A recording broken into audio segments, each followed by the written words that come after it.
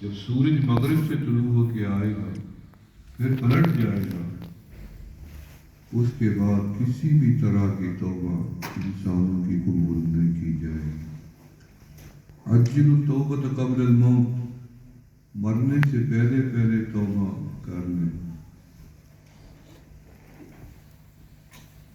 ایک تو انسان خود گناہ کر کے توبہ کرے، خود توبہ نہیں کر سکا، کسی اور نے اس کے حق میں توبہ کر دی تو اللہ تعالیٰ کہتے ہیں مجھے وہ معاف کر دیتے ہیں۔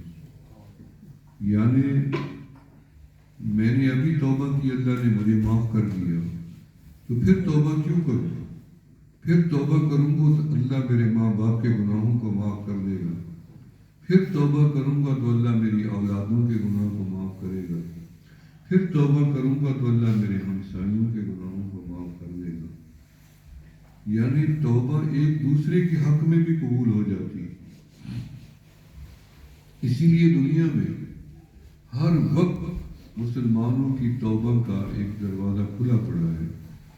مشرق میں، مغرب میں مسلمان کوئی تو ہاتھ اٹھاتا ہے اللہم اغفر للمؤمنین والمؤمنات والمسلمین والمسلمات الاحیاء منہم والاموات انک قریب مجیب الدعوات یا قاضی الحاجات۔ اس طریقے سے توبہ کا دروازہ یوں بھی کھلا ہے کہ اللہم اغفر لحینا ومیتنا وشاہدنا وغائبنا وصغیرنا وکبیرنا وذکرنا وانثانا۔ تو توبہ کا دروازہ مختلف صورتوں میں کھلا ہوا ہے۔ مثلاً کوئی بندہ گناہ کرتا ہے، اس کے بعد زبان سے توبہ کر لے، گناہ تو ہم سے کیے ہیں، توبہ زبان سے کر لے۔ گناہ تو ہاتھ سے کیے ہیں، توبہ زبان سے کر لے۔ گناہ تو پیٹ و شرمگاہ پاؤں سے کیا ہے، توبہ زبان سے کر لے۔ گناہ تو سفر میں کیا تھا، توبہ گھر میں کر لے۔ گناہ تو بندوں میں کیا تھا، توبہ تنہائی میں کر لے۔ گناہ دن میں کیا تھا، توبہ رات میں کر لے۔ یہ شکر ادا کریں کہ توبہ کے لیے کوئی شرائط نہیں رکھی گئی کہ تمہیں روزہ رکھنا پڑے گا، پورے قرآن کی تلاوت کرنی پڑے گی، یا پوری مال دولت لٹا دینی پڑے گی، یا تمہیں صرف کعبے جا کے توبہ کرنی پڑے گی۔ یہ سب رعایت دی اللہ نے کہ جہاں بھی توبہ کرو ہم وہیں پہ تمہیں معاف کر دیں گے اور تمہاری خطاؤں کو معاف کر بخش دیں گے۔ اس لیے کوئی بھی انسان گناہ کی حالت میں مرنا کتنی رسوائی ہوتی کہ اگر ہم گناہ کی حالت میں مر جاتے، شکر ادا کریں کہ رب نے کبھی گناہ کی حالت میں موت نہیں دی، بلکہ گناہ کے بعد توبہ کی توفیق مل جانا نعمت، گناہ کے بعد کوئی نیکی کا موقع مل گیا تو ان الحسنات یذہبن السیئات، یعنی گناہ کیا تھا اس کے بعد نماز کی توفیق مل گئی تو اس کا مقصد ہے کہ وہ گناہ معاف۔ قیامت کے دن ایک بندے کا اعمال نامہ کھلے گا، اللہ تعالیٰ بندے کو اس کے گناہ سامنے لا کے دکھائیں گے، گنیں گے، یہ تیرا گناہ۔ بندہ کانپے گا خوف الہی میں، خشیت میں، پسینے پسینے، یہ تیرا گناہ ہے جی مولا میرا ہے، یہ بھی تیرا جی میرا، یہ بھی تیرا جی میرا۔ اللہ فرمائے گے جا میرا بندہ، ہم نے تجھے سارے گناہ معاف کر دیے اور یہ جنت کا ٹکٹ۔ لیکن بندے کا خوف ختم نہیں ہوگا، کانپنا، لرزنا۔ پھر اب پوچھیں گے کہ اب کیا وجہ ہے؟ جب ہم جنت کا پروانہ آپ کے ہاتھ میں پکڑا چکی ہیں، وہ بندہ کہے گا میرے مالک یہ جو گناہ آپ نے میرے سامنے لائے ہیں، گنے ہیں، یہ تو میرے چھوٹے چھوٹے گناہ تھے دنیا میں۔ خطرہ یہ ہے کہ دنیا میں میں نے بڑے بڑے گناہ بھی تو کیے تھے، اگر وہ کھل گئے تو میرا کیا بنے گا؟ اللہ پاک فرمائے گے ہاں میرا بندہ، تیرے گناہ ہمارے علم میں ہیں بڑے، لیکن جب تو گناہ کرتا تھا تو فوراً شرمندہ ہو جاتا تھا، تو اس لیے اس شرمندگی کی بدولت ہم تیرے گناہ دنیا میں معاف کرتے گئے، بڑے گناہ وہی معاف ہو گئے، چھوٹے ہم نے تجھے کرم سے معاف کر دیا۔ سبحان اللہ۔ انا التواب، میری تو صفت ہی بخشنا ہے، درگزر کرنا ہے۔ ہم اپنی اولاد کی غلطیاں درگزر نہیں کرتے، حالانکہ ہم ناراض ہو جائیں تو بچوں کو بسا کر لوگ کہتے ہیں گھر میں نہ آنا. امام ابن قیم رحمۃ اللہ علیہ فرماتے ہیں ایک دفعہ میں گلی سے گزر رہا تھا، میں نے دیکھا کہ ایک گھر میں سے ایک ماں اپنے بچے کو مار رہی ہے، آواز آ رہی ہے، اور ماں اس بچے سے یہ کہہ رہی ہے کہ تو میرا نافرمان ہے، میں تیری ماں نہیں ہوں، تو نکل جا میرے گھر سے اور کبھی میرے گھر میں دوبارہ نہ آنا. تو ماں نے جب بچے کو مارا اور دھکا دے کر نکال دیا اور اندر سے کنڈی بند کر دی. سردی کی رات تھی، وہ بچہ پوری رات پھرتا رہا. کہتے میں اس کے پیچھے پیچھے پھرتا رہا کہ دیکھوں یہ بچہ نوجوان کہاں جاتا ہے. جب شہر کے کنارے پہ پہنچے دوسری بازار میں راستے پہ پھر تیسرے پھرتے پھرتے پوری رات کچھ سوچتا تھا پھر مڑ جاتا تھا. آخر میں وہ بچہ پلٹ کے ماں کے دروازے پہ آیا تو ماں کا دروازہ تو بند تھا. تو دروازے پہ بیٹھا تھکا ہوا تھا، سر رکھا نیند آ. ماں کی محبت تھی. وہ دروازے پہ آئی تو کنڈا کھولا تو دیکھا اس کا بیٹا دروازے پہ پڑا ہوا سردی میں سر رکھا ہوا چوکھٹ پہ. تو ماں نے اس بچے کو مارنا شروع کر دیا کہ جب میں نے تجھے نکالا تھا تو کیوں آیا ہے. تو آگے بچے نے کیا جواب دیا، ماں جب تو نے مجھے نکال دیا تھا تو میں بھی سوچنے پہ مجبور ہوا کہ میں دوبارہ نہیں آؤں گا تیرے در پہ. محنت کروں گا، مزدوری کروں گا، جوان ہوں، پیسہ کماؤں گا، گھر بناؤں گا، شادی کر لوں گا، بچے ہوں گے، پوری زندگی اپنی بسر کر لوں گا میں. لیکن ساری رات سوچتے سوچتے اس نتیجے پہ پہنچا ہوں کہ مجھے ہر چیز مل جاتی، گھر بھی مل جاتا، بیوی بھی مل جاتی، اولاد بھی مل جاتی، لیکن میری ماں جو مجھے تیرے سینے سے پیار ملتا ہے مجھے کہیں سے نہ ملے گا. میں تیرے در پہ آ گیا ہوں. تو ماں جو ناراض تھی کھڑی ہوئی، بیٹے کو سینے سے لگا لیا اور اس کی نافرمانی کو بھول گئی. تو اسی طرح فرمایا کہ بندہ رب کا باغی جب دوبارہ، کیونکہ ہمارا رب کے سوا کوئی اور در ہی نہیں ہے کہ ہم رب کا در چھوڑ کے جائیں تو جائیں کہاں. ہماری کو فریاد سننے والا ہی نہیں ہے. تو اس لیے صبح کا بولا بھی شام کو پلٹ آئے تو سیانے اسے بولا ہوا نہیں کہتے. تو واپس اسی دروازے پہ آ جائیں جو میرے رب کا دروازہ ہے. تو ہمیں ملے گا کیا؟ توبہ کا طریقہ کیا ہے؟ تو توبہ مشکل الفاظ ہیں ہی نہیں، آسان الفاظ ہیں. جس زبان میں توبہ کرو اللہ سن لیتے ہیں. زبان ہی نہیں ہے، بولنا نہیں آتا، عربی نہیں آتی، کوئی پابندی ہے تو فرمایا دل میں شرمندہ ہو جائے معاف کر دوں گا، آنسو گرا دے معاف کر دوں گا، کسی نیک صحبت میں چلا جائے معاف کر دوں گا، کوئی نیکی کر دے میں اس کے ذریعے بھی معاف کر دوں گا. توبہ کا دروازہ وسیع ہے، کھلا پڑا ہے. توبہ کا دروازہ اللہ نے وسیع کر دیا اور ہر دل کھلا چھوڑ دیا. تو اس لیے فرمایا کہ تم توبہ کرو، استغفروا ربکم انہ کان غفارا. تم توبہ تو کرو، میرے مالک تمہیں بخش دیں گے. پہلا فائدہ قرآن میں یہ بتایا کہ تمہاری خطاؤں کو اللہ معاف کر دیں گے. وَيُرْسِلِ السَّمَاءَ عَلَيْكُمْ مِدْرَارًا، آسمانوں سے رحمتوں کی بارش بھی نازل کر دیں گے. لیکن موسیٰ علیہ السلام کے زمانے میں بارش نہیں آ رہی تھی تو قوم گئی کہ اے کلیم اللہ دعا تو کریں بارش آئے. قوم کو لے کے میدان میں گئے، دعا مانگی، بجائے بارش کے گرمی بڑھ گئی. قوم نے مذاق اڑانا شروع کیا، کلیم اللہ ہم تو سمجھتے تھے اب اللہ کتنی مقبول ہے، یہ ہاتھ اٹھائیں گے یا بارش شروع ہو جائے گی. اس کا مقصد ہے آپ کا رب یا تو آپ سے ناراض ہو گیا یا آپ کا درجہ گھٹا دیا. موسیٰ علیہ السلام غمزدہ ہوئے، رب سے ہم کلام ہوئے. اللہ نے فرمایا میرا کلیم، نہ آپ کا درجہ کم ہوا نہ ہم آپ سے ناراض ہیں، بلکہ جو مجمع آپ کے سامنے ہے ان میں ایک بندہ مسلسل 40 سال سے میری نافرمانی کرتا ہے، توبہ نہیں کرتا، اس بندے کو نکال دو، میں رب بھی بارش نازل کروں گا. تو موسیٰ علیہ السلام خوش ہو کے چلے گئے اور میں رب راضی ہے، خبر ہو گئی، بات چیت ہو گئی، بس وہ بندہ نکل جائے اس مجلس سے جو 40 سال سے گناہ تو کرتا ہے لیکن توبہ نہیں کرتا. اب وہ بندہ جو بیٹھا تھا مجمع میں، اس کے دل میں خیال آیا کہ میں اٹھتا ہوں تو لوگ مجھے تانے دیں گے، برا بھلا کہیں گے کہ تو ہے وہ بد نصیب جس کی وجہ سے رب ناراض تھا، اگر میں نہیں اٹھتا تو رب بتا دے گا میرا نام بھی، تو پریشانی میں آیا، تو اس نے اپنا سر گھٹنے میں ڈالا اور رب کے آگے رونے بیٹھ گیا، اللہ مجھے شرمندگی سے بچا، میں وعدہ کرتا ہوں کبھی اب تیری نافرمانی نہیں کروں گا۔ بس ابھی سر گھٹنے میں تھا، شرمندگی ندامت کے آنسو گرے ہی نہیں تھے کہ بارش شروع ہو گئی۔ موسیٰ علیہ السلام نے پوچھا، اللہ بندہ تو کوئی نہیں اٹھا، بارش آ گئی؟ تو میں ہاں میرا کلیم، جس بندے کی وجہ سے ہم ناراض تھے اسی بندے کی وجہ سے بارش بھیجی ہے، اللہ ہمیں بتائیں گے وہ بندہ؟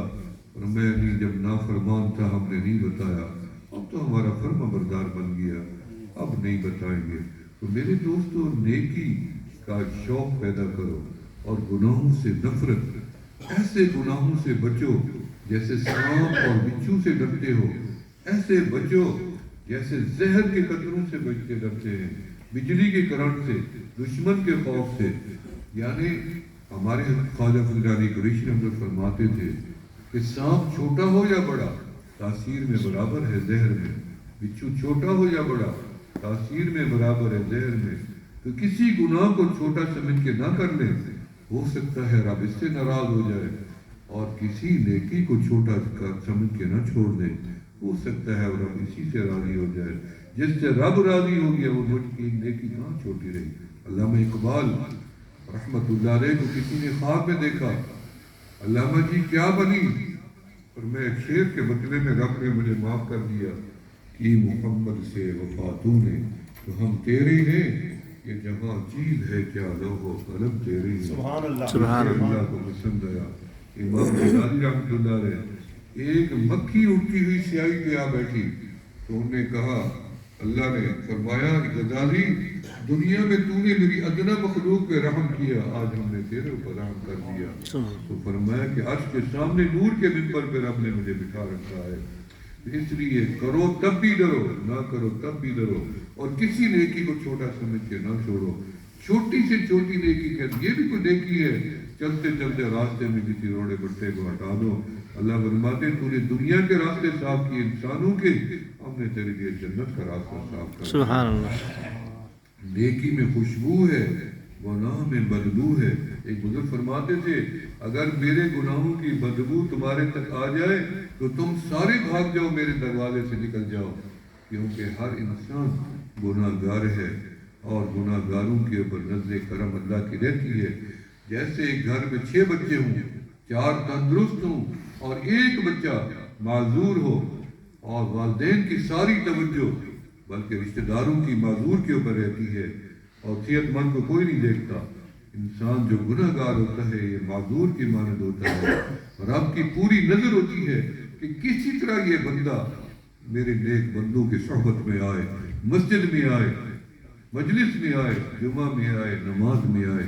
بہانہ بنتا جاتا ہے، بندہ قدم اٹھاتا ہے، رب بندے کو معاف کر دیتا ہے۔ اس لیے توبہ، گناہ لے کے قبر میں نہیں جانا، قبر کی تاریکی، قبر کی وحشت، قبر کی تنہائی، قبر کا خوف۔ حضرت عثمان غنی رضی اللہ عنہ پوچھو، جن کے سامنے جنازے اٹھے نہیں روئے، جہنم کے تذکرے ہوئے نہیں روئے، لیکن قبرستان بقیع کے قریب گزرتے اتنی روتے کہ روتے روتے ہوش ہو جاتے۔ صحابہ نے پوچھا کہ کیا ہوا؟ آپ کے سامنے اتنی خوفناک باتیں ہوتی ہیں آپ نہیں روتے، لیکن قبرستان میں گزرتے ہی آپ گر جاتے ہیں بے ہوش۔ تو فرمایا میرے آقا نے بتایا ہے کہ قبر آخرت کی منازل میں سے پہلی منزل ہے، تو یہاں پھنس گیا، آگے اس کے لیے پریشانی کا دروازہ کھلا رہے گا۔ قبر کا خوف دل میں رکھوالی، من خاف مقام ربی جنتان، تم رب کا ڈر دل میں لاؤ تو صحیح، رب تمہیں دو جنتیں قیامت کے دن عطا فرمائیں گے۔ وَأَمَّا مَنْ خَافَ مَقَامَ رَبِّهِ وَنَهَى النَّفْسَ عَنِ الْهَوَىٰ فَإِنَّ الْجَنَّةَ هِيَ الْمَأْوَىٰ۔ اللہ کا خوف دنیا کا خوف ہوتا ہے جو کچھ نہیں کر سکتے، رب تو سب کچھ کر سکتے ہیں۔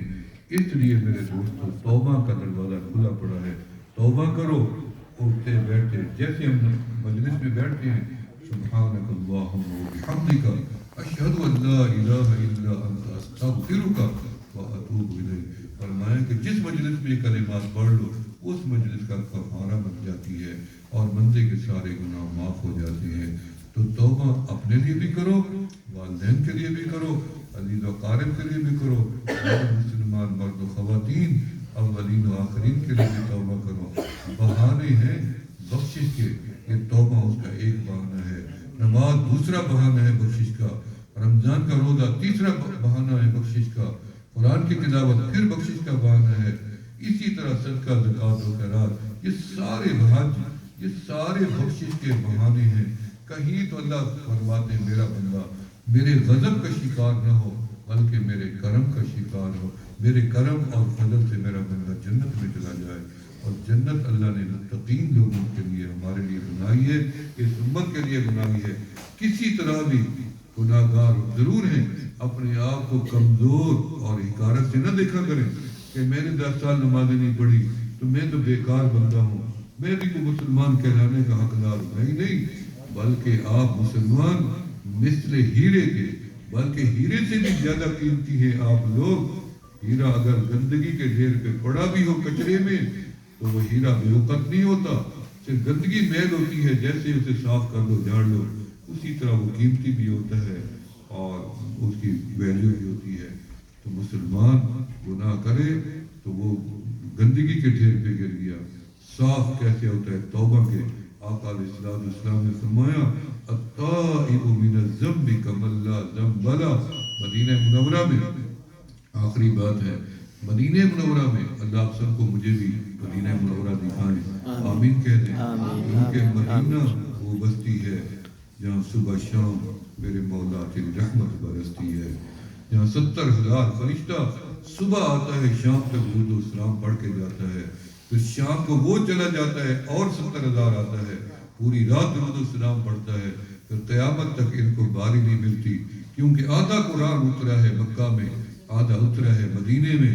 جہاد کا حکم ملا مدینے میں، پردے کا حکم ملا مدینے میں، زکوٰۃ کا حکم ملا مدینے میں، حج کا حکم ملا مدینے میں، رمضان کے روزے کا حکم ملا مدینے میں، تحویل قبلہ ہوا مدینے میں، پہلی مسجد اسلام کی بنی مدینے میں، پہلی اذان ملی مدینے میں، جمعہ ملا مدینے میں، عیدین ملی مدینے میں، پہلی قبر بنی جنت البقیع بنی مدینے میں.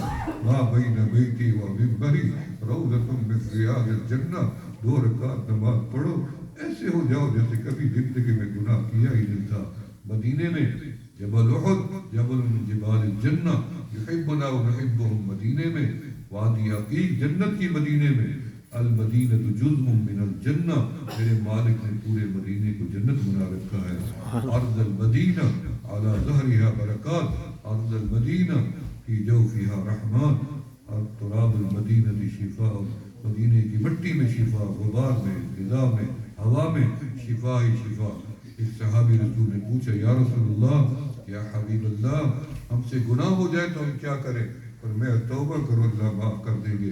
پھر ہو جائے تو میں پھر توبہ کرو اللہ معاف فرما دیں گے. کمری والا پھر ہو جائے تو میں پھر کرو. بس میرا صحابی بندے توبہ کرنا چھوڑ جائیں گے، رب کریم اپنے بندوں کو معاف کرنا نہیں چھوڑیں گے. یہ سانس سے استنجا کرتے ہیں، ہر چھوٹا بڑا آدمی اپنی گندگی دھوتا ہے، کتنی بار گندا کر لیتے ہو ہاتھ کو، لیکن پانی سے دھوتے ہو پاک و صاف ہو جاتا ہے.